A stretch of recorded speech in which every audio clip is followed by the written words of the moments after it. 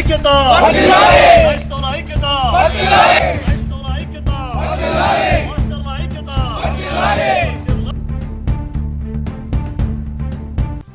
భారతదేశంలో ప్రతి ఒక్కరూ స్వేచ్ఛగా స్వతంత్రంగా వారు నమ్మినటువంటి మతాన్ని వారు అనుసరించవచ్చు, ప్రచారం చేసుకోవచ్చు. ఎందుకని ఈ రీతిగా దాడులు చేస్తున్నారో మాకైతే అర్థం కావడం లేదు. దయచేసి ఎక్కడి నుంచి వచ్చినా ఆపండి, వీటిని దయచేసి ఆపేయండి. ఎందుకంటే అందరూ అన్నదమ్ముల మాదిరిగా కలిసి ఉందాం. మన యొక్క జెండాలో 3 రంగులు కలిసి ఉన్నట్లుగా 3 మతాలు కలిసి ఉండే పరిస్థితి లేకుండా పోతుంది.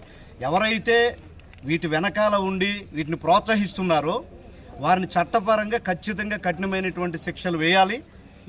ఇవి మరలా జరగకుండా చూడాలి. ఈరోజైతే స్టేషన్లో సిఐ గారు మాకు మంచిగా భరోసా ఇవ్వడం, మంచిగా మాతో మాట్లాడడం, ఎఫ్ఐఆర్ ఫైల్ చేయడం జరిగింది. ఈ విషయంలో మేము ఖచ్చితంగా డిపార్ట్మెంట్ వారిని అభినందిస్తున్నాం. మరొకసారి ఇవి జరగకుండా దయచేసి మీరు ఆపాలి.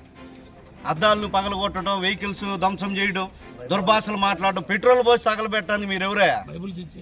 బైబిల్ చేయించడానికి మీరెవరు? క్రైస్తవ మతం ప్రామాణికంగా తీసుకున్నటువంటి గ్రంథాన్ని మీరు తగలబెడతారా?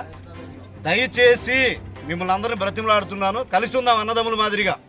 Thank you.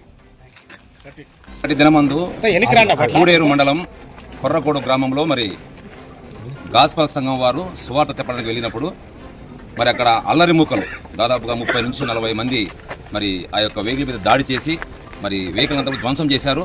చేసిన వెంటనే మరి అక్కడ ఉన్నటువంటి మరి ఆ యొక్క సంఘ పెద్దలు, ఆ సువార్తికులందరూ కూడా శాంతియుతంగా వారు వెలికి రావడం జరిగింది. నిన్నటి దినమందే మరి కూడేరు పోలీస్ స్టేషన్లో కంప్లైంట్ ఇవ్వడం జరిగింది.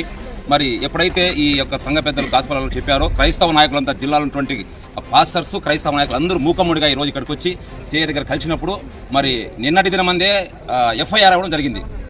చూస్తామని చెప్పి దుర్భాషలు ఆడుకుంటూ నానా విధాలుగా మమ్మల్ని భయభ్రాంతులకు గురి చేసి మా మత విశ్వాసాలను దెబ్బతీశారు.